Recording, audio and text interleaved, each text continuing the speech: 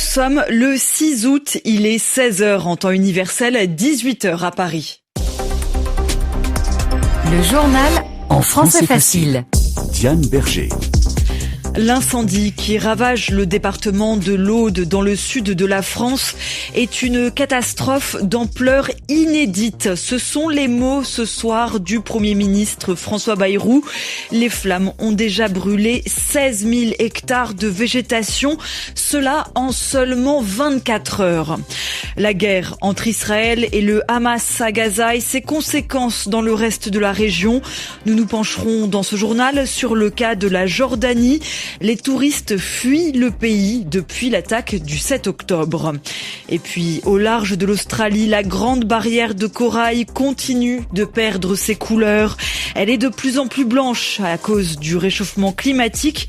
Une mauvaise nouvelle pour la biodiversité. Pour François Bayrou, le Premier ministre français, c'est une catastrophe inédite liée au réchauffement climatique. Un incendie très violent est en cours en ce moment dans le sud de la France. Il s'est déclenché hier, mardi, peu après 16 heures. Et en l'espace de 24 heures, les flammes ont déjà brûlé 16 000 hectares. Bonsoir Constantin Jalot. Bonsoir. En une journée à peine, ce feu est donc non seulement le plus grand incendie de l'été en France, c'est aussi l'un des plus importants enregistrés dans le pays depuis 1949. Et les flammes avancent très rapidement. En effet, 16 000 hectares brûlés en un jour. Ça représente 1,5 fois la ville de Paris. On parle ici d'un incendie exceptionnel du même genre que les méga-feux aux États-Unis. En ce moment, 2150 pompiers travaillent avec 600 véhicules contre les flammes. Il y a même une vingtaine d'avions et d'hélicoptères. Mais ce feu est très rapide. Il progresse en moyenne à 5 km/h, soit la vitesse d'une personne qui marche vite. Plusieurs raisons expliquent cette vitesse. L'Aude est un endroit de France où il y a beaucoup de vent et le vent renforce, attise les flammes en soufflant dessus.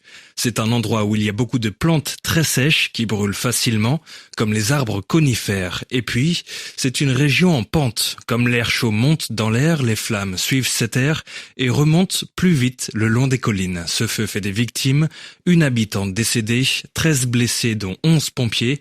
L'un d'eux est gravement blessé après un violent accident de la route en conduisant un camion-citerne.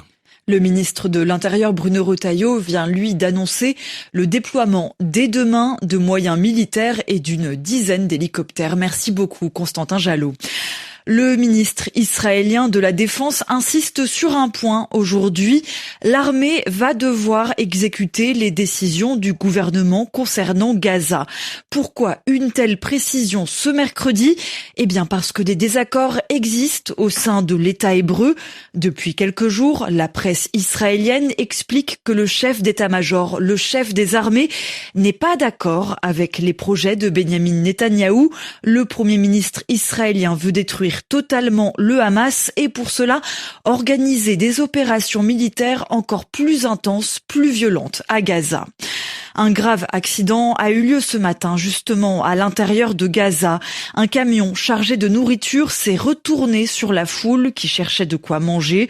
Selon la défense civile de Gaza, c'est parce que l'armée israélienne a forcé le véhicule à rouler sur une route dangereuse et peu stable.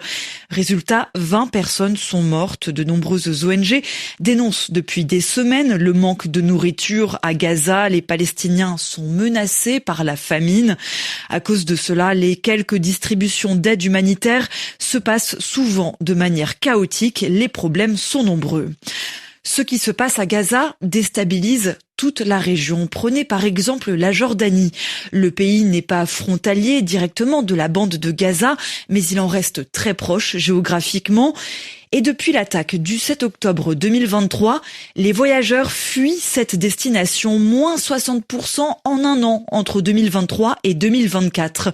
Bonsoir Marie-Pierre Olfan. Bonsoir. C'est une catastrophe, une très mauvaise nouvelle pour ceux qui vivent du tourisme dans le pays. Oui, pour vous donner un exemple, près de la moitié des hôtels ont dû fermer à Petra, la célèbre cité antique, le site le plus visité du pays.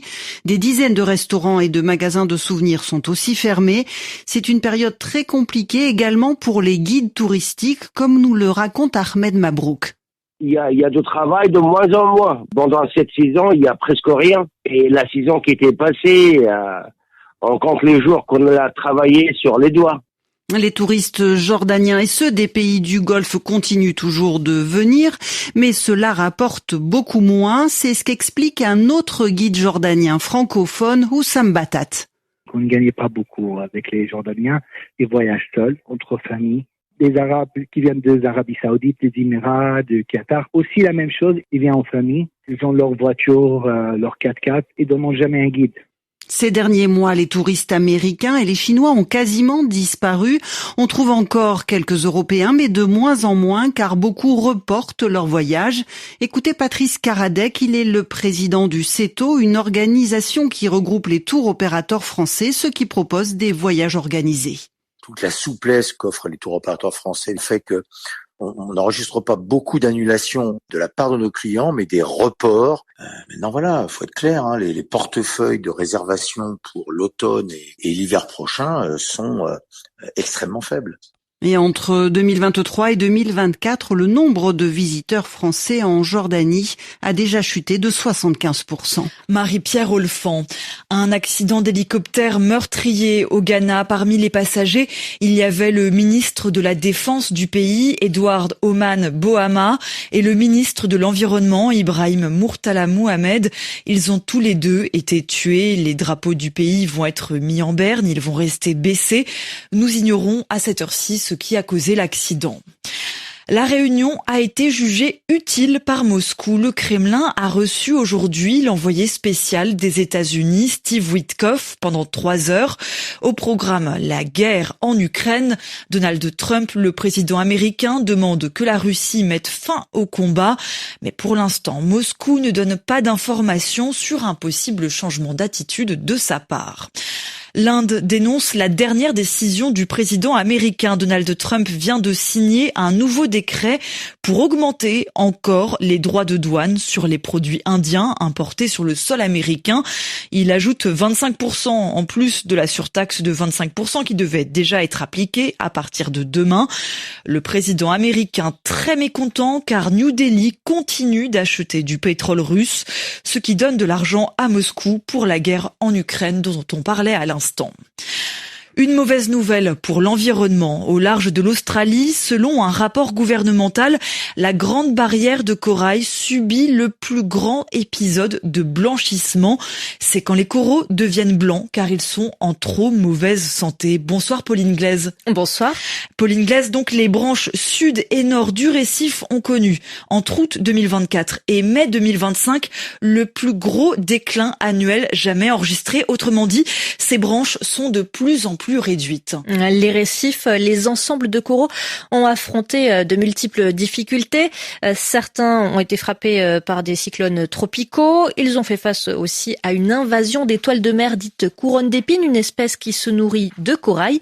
Mais l'Institut australien des sciences marines est formel. La cause numéro 1, c'est le changement climatique. Lorsque l'eau est trop chaude, les coraux expulsent des algues microscopiques, toutes petites, avec qui elles vivent en symbiose, c'est-à-dire qu'ils tirent profit l'un de l'autre. Et si la chaleur persiste, eh bien les coraux finissent par blanchir. Cela les affaiblit et peut conduire à leur mort. Or, en 2024, la température moyenne de la surface de la mer a battu un record autour de l'Australie. Cela a provoqué un blanchissement généralisé sur la Grande Barrière de Corail l'an dernier et au cours des premiers mois de cette année. C'est même considéré comme l'épisode le plus sévère et le plus étendu sur ce récif. Un type de corail a particulièrement souffert, c'est l'Acropora. Ce corail pousse rapidement, cela a pu être un atout, un avantage, mais il est également l'un des premiers à blanchir. De mauvaises nouvelles donc pour la biodiversité, alors qu'au contraire, ces dernières années, le grand récif australien, à la santé fluctuante, avait vu la surface corallienne s'étendre. Pauline Glaise du service environnement-climat de RFI. Le Caire donne une date pour l'ouverture du grand musée égyptien. Ce sera le 1er novembre prochain. Le projet a déjà connu plusieurs retards. Il doit ouvrir au pied des pyramides de Gizeh. À l'intérieur, plus de 100 000 objets, dont une vaste collection du roi Toutankhamon. C'est la fin de ce journal en français facile. Merci de l'avoir écouté. Vous pouvez le retrouver avec son script sur la page dédiée françaisfacile.rfi.fr.